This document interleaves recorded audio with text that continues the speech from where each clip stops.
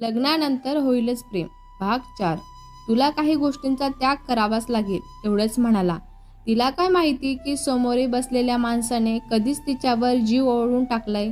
तो फक्त तिला सगळ्या गोष्टींची कल्पना असावी म्हणून तो बोलत होता. लग्न तर आता तिच्यासोबत होणारच होतं, पण लवकरच तिला ते समजणार सुद्धा होतं, यात काही शंका नाही. आणि हे तिच्यासाठी सर्वात मोठे सरप्राईज असणार होते. ते समजेल वेळ आल्यानंतरच. राज म्हणाला, हे पहा मिस्टर सरदेसाई, जर तुम्हाला आमच्या करिअरबद्दल बोलायचं असेल तर. ती बोलणार तेवढ्यातच तो म्हणाला. स्वरा म्हणाली, तुम्ही तुमचं करिअर कंटिन्यू करू शकता. आय नो तुमचा स्वतःचा बिझनेस आहे. आमची काही हरकत नाही आहे.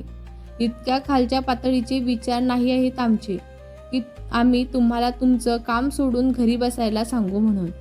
पण अशी कोणती गोष्ट आहे की आम्हाला त्या गोष्टींचा त्याग करावा लागेल असं मला वाटतं. स्वरा ती आता वैतागलेलीच होती. तो काय बोलत होता हे तिच्या डोक्यावरून जात होतं. तिला काही कळत नव्हतं. ती गोंधळून त्याच्याकडे बघत होती. राज म्हणाला, ते वेळ आल्यावर सांगू आम्ही तुम्हाला. तुम्ही त्याची आत्तापासून काळजी करू नका. आम्ही तुमचा होकार समजू का या लग्नासाठी. राज असं सांगतच होता की तिच्यासाठी हे सोपं असणारच होतं. तिने मान हलवली आणि इकडे त्याला जग जिंकण्याचा आनंद झालेलाच होता. स्वरा म्हणाली, निघायचं का मग आत्ता? राज म्हणाला, इतक्या लवकर? त्याला आनंदाच्या भरात काय करू आणि काय नको असं झालेलं होतं. ती त्याच्याकडे बघायला लागली. नाही म्हणजे तुम्ही चहा कॉफी काही घेतली नाही ना, म्हणून तसं विचारत होतो मी. त्याने आनंद आवरत घेतलाच होता. स्वरा म्हणाली, नाही नको, काही नाही घ्यायचं मला. घरी डिझायनर आणि सराफ येणार आहेत. खरेदी करायची आहे ना उद्या लग्नासाठी, त्यामुळं. त्याने हो मध्ये मान हलवली. ती बोलतच राहावी आणि आपण फक्त ऐकतच राहावं असं त्याला वाटत होतं. त्याला आणि ती चाललेली होती. स्वरा म्हणाली, निघतो आता आम्ही. राज म्हणाला, आम्ही येऊ का सोडायला तुम्हाला घरी? स्वरा म्हणाली, नाही नको, ड्रायव्हर आहेत माझ्यासोबत, जाईन मी त्याच्यासोबत घरी. राज म्हणाला, ठीक आहे. तिच्या जाणाऱ्या पाठमोऱ्या आकृतींकडे बघत तो विचार करतच होता. आता तर जातंय, पण परत आमच्याकडेच यायचं आहे तुम्हाला. त्यानंतर मात्र आम्ही तुम्हाला कुठेही जाऊ देणार नाहीच आहे. अगदी कुठेही नाही. तुम्ही आता या क्षणापासूनच फक्त आमच्या आहात, फक्त आमच्या. स्वरा, जर कोणी तुम्हाला आमच्यापासून दूर करायची हिंमत जरी केली ना, तर त्या व्यक्तीचा आम्ही जीव घेऊ. You are only mine for well and you're the ever. आजपासून नाही, आत्तापासूनच फक्त या राजाची राणी आहात तुम्ही. तुमचं हसणं, तुमचं लाजणं, तुमचं प्रत्येक भावना, सर्व काही आमच्यासाठी असेलच. एका क्षणात तुम्ही वेडं केलं आम्हाला आणि आम्ही वेडेसुद्धा झालोय त्याच्यासाठी. स्वरा, अशी काय जादू केली तुम्ही आमच्यावर? ओ हो स्वरा, आमची स्वरा, फक्त आमची स्वरा. हा राज आत्तापासूनच तुमचा असेल, तणाने आणि मनाने सुद्धाही. तो विचार करतच एकटाच डिव्हल स्माईल करत हसतच होता. आणि हे सर्व पाहून त्याच्या बाजूला उभ्या असणाऱ्या जीवाला, बॉडीगार्डला घाम फुटला होता. हॉलमध्ये सगळे लग्नाबद्दल डिस्कस करत होते. अमित, प्रांजू, नैना मस्ती करत सगळं एन्जॉय करत होत्या. अनिता आणि मोहिनी सुद्धा त्यांच्यासोबत बोलतच होत्या. आजी आणि आजोबा रुटीन चेकअपसाठी राज आणि जितेंद्र सोबत हॉस्पिटलमध्ये गेलेले होते. सत्येंद्र कामासाठी बाहेर गेलेला होता. हॉलमधील आवाजाने भावना खाली आल्या. भावना म्हणाली, किती दंगा करताय? ही धर्मशाळा वाटली की काय तुम्हाला? किती तो आवाज तुमचा? काही संस्कार आहेत की नाही तुमच्यामध्ये? दुसऱ्यांच्या घरी गेल्यानंतर कसं वागावं हे शिकवलं नाही वाटतं तुमच्या आईवडिलांनी तुम्हाला. प्रांजू म्हणाली, हो, संस्कार कोणाचे काढताय तुम्ही? प्रांजू आणखीन काही बोलणारच, तेवढ्यातच अमितने तिला अडवलं. भावना म्हणाली, ई मुली, तोंड सांभाळून बोलायचं हां आमच्यासोबत. त्या कार्टीला कल नाही आहे आणि कोणासोबत मैत्री करावी काही कळत नाही तिला, मूर्ख कुठली.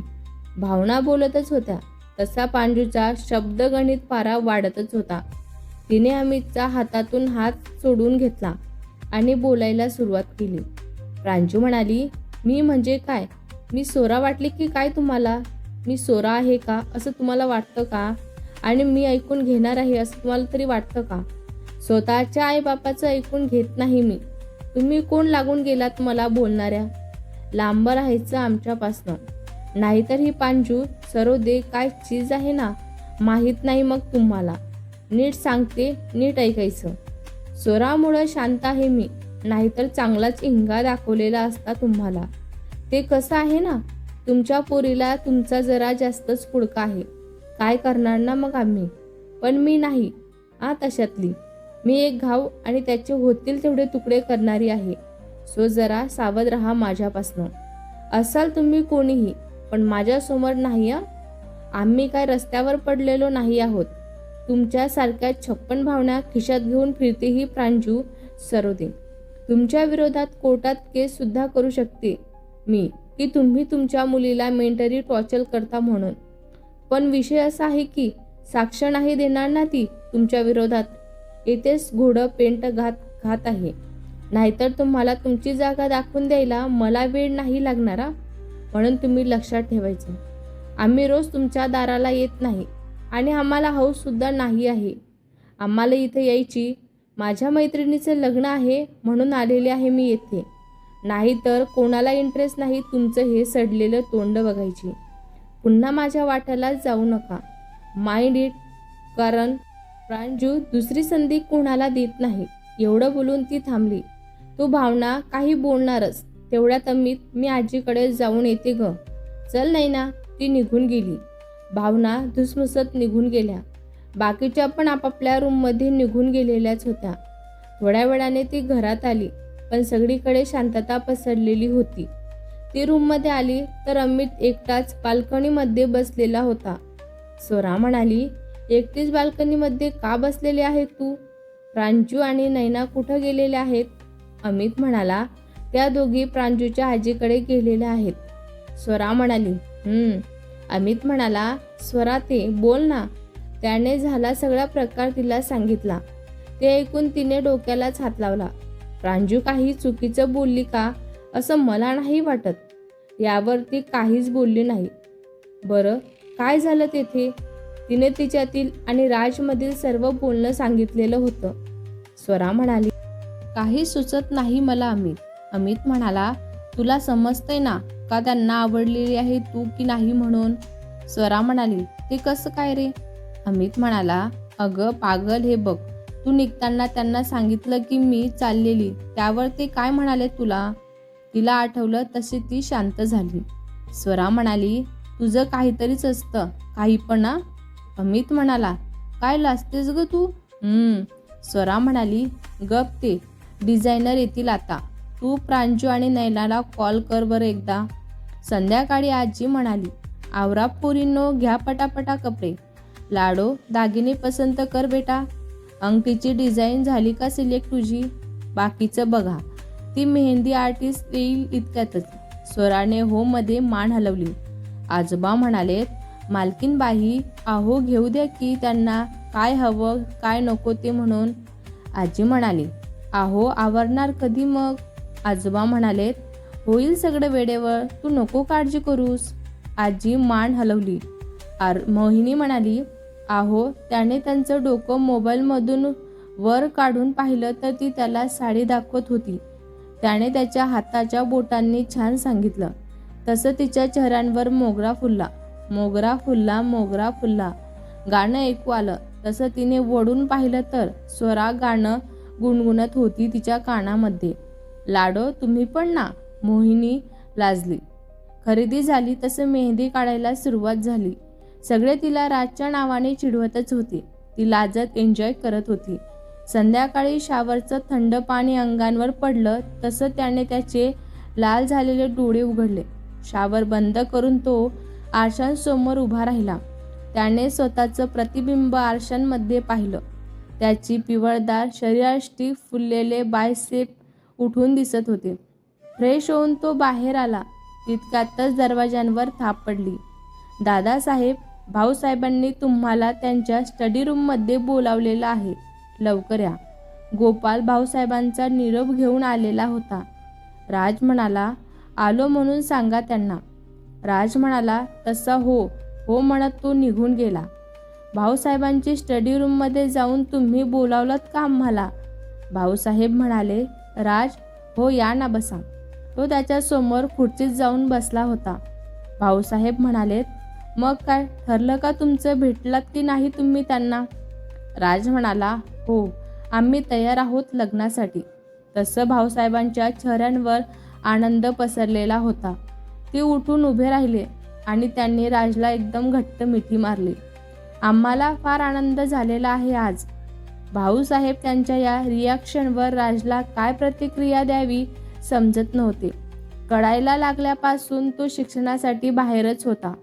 सुट्टीमध्ये सुद्धा कोणत्या ना कोणत्या कॉसेससाठी बाहेरच असायचा. क्लास वगैरे राहायचा त्याचा तर बाहेरगावीच असायचा. घरच्यांचा सहवास तसा कमीच होता त्याचा. आज कितीतरी वर्षानंतर त्यांनी त्याला जवळ घेतलेले होते. त्यामुळे या सिच्युएशनला काय रिॲक्ट करायचं त्याला समजत नव्हते. तेच त्यांच्यापासून लांब झाले. आम्ही खाली जाऊन सांगतो सगळ्यांना ही आनंदाची बातमी. तो अजूनही मख्यासारखा तसाच उभा होता. ते निघून गेले. थोड्या वेळानंतर शरदच्या आवाजाने तो वास्तव्यात आला. शरद म्हणाला, दादासाहेब, तुम्ही खरंच लग्नाला होकार दिलेला आहे का? राज म्हणाला, हो. त्याने एवढंच म्हणाला आणि तिथून निघून गेला. शरद म्हणाला, दर्शन, तुला काय वाटतं? मोठी आई वहिनी साहेबांना सून म्हणून स्वीकारणार की नाही रे? त्या वहिनीसोबतचा सून म्हणून स्वीकार करो अथवा ना करो, पण दर्शन त्यांना दादासाहेबांच्या रागापासून वाचू देत नाही. बरोबर आहे रे तुझं. चल आपण जाऊया. उद्या साखरपुडा आहे ना, त्याची तयारी बाकी आहे अजून. असं म्हणत दोघेही निघून गेले. दुसऱ्या दिवशी संध्याकाळी ती आरशांसमोर तयार होतच होती. बेबी पिंक आणि व्हाईट कलरचा लेहंगा, त्याच्यावर मॅचिंग ज्वेलरी घातलेली होती. केसांची हेअरस्टाईल करून मोकळे सोडलेले होते केस. हातांवर त्यांच्या नावाची मेहंदी थाटात सजलेली होती. नजर नको लागायला कोणाची, खूप सुंदर दिसतेस, असं म्हणत अमितने तिच्या कानामागे काजळाचा तीळ लावला. अमित म्हणाला, का ग, काय झालं तुला? चेहरा का असा आहे तुझा? हस ना थोडं. मला सांग, इकडे ये माझ्याकडे, बघ जरा. अमितने तिचा चेहरा वरती केला तर तिचे डोळे पाण्याने भरलेले होते. स्वरा म्हणाली, अमित, असं म्हणत स्वराने त्याला घट्ट मिठी मारली. अमित म्हणाला, अगं रडतेस काय ग अशी? सगळं ठीक होईल ना? स्वरा म्हणाली, भीती वाटते रे अमित मला. अमित म्हणाला, स्वरा, घाबरले ना रे मी या गोष्टीसाठी. कोणी रडतं का असं? तुला तुझ्या सावळ्यावर पांडुरंगांवर विश्वास नाही का ग? तो सगळं ठीक करेल की. तू नको काळजी करू ना ग एवढं. नको टेन्शन घेऊस. स्वरा म्हणाली, म्हणत तिने डोळे पुसले. अमित म्हणाला, जा चेहरा साफ करून ये बघू आता. पूर्ण मेकअप खराब केला तू आता. पुन्हा करावा लागेल तो आता परत. अमित तिचा मेकअप करत होता. तेवढ्यातच दारांवर टकटक झाली. लाडो, आवाजाच्या दिशेने तिने वळून पाहिलं. काकासाहेब, असं म्हणत स्वरा उठून त्यांना बिलगली. काका म्हणाले, कशा आहात? स्वरा म्हणाली, आम्ही मस्त आहोत. तुम्ही कशा आहात? काका म्हणालेत, मस्त आहोत आम्ही सुद्धा. काकू म्हणाली, हा कोण? अमितकडे पाहत काकूंनी विचारलं. हा आमचा मित्र अमित जोगवे. अजून दोघी आहेत त्या खाली आजीच्या रूममध्ये आहेत. काकूंनी, बरं चला आता आम्ही जातो, तुम्ही या मागून. काकूंनी नजर मात्र अमितला निरखतच होती. लाडो, ऐक ना तरी, खरंच आम्ही येणार होतो तुम्हाला भेटायला. कामात अडकलेलो होतो म्हणून यायला नाही जमलं ग. स्थळ नारायणी हॉल कोल्हापूर. एका पाठोपाठ एक गाड्या थांबलेल्या होत्या. त्यातून सरदेसाई फॅमिली खाली उतरली. त्यांच्या स्वागतांसाठी सज्ज असलेली इमानदार फॅमिलीही काही कमी नव्हती. थोड्या वेळातच सगळे हॉलमध्ये जमले. कमी होती फक्त तिच्या येण्याची. तो तिच्या वाटेकडे अगदी डोळे लावून बसलेला होता. ऑफ व्हाईट कलरचा कुर्ता त्याला शोभून दिसत होता. ती आली. वेळ तेथेच थांबल्याचा भास झाला त्याला आणि ती फक्त आली नाही. येताना त्याच्या चेहऱ्यावर किंचित दिसणारी $1 बिलियन वाली स्माईल घेऊन आली होती. त्याच्याकडे पाहणाऱ्या भाऊसाहेबांच्या चेहऱ्यांवर समाधान पसरलेलं होतं. त्यांना खूप आनंद झाला. राज खुश होता म्हणून. राजसाहेब तर ढगातच होते. बॅकग्राऊंडला म्युझिक वाजत होतं. हे असं पाहिलं काहूर माजलं.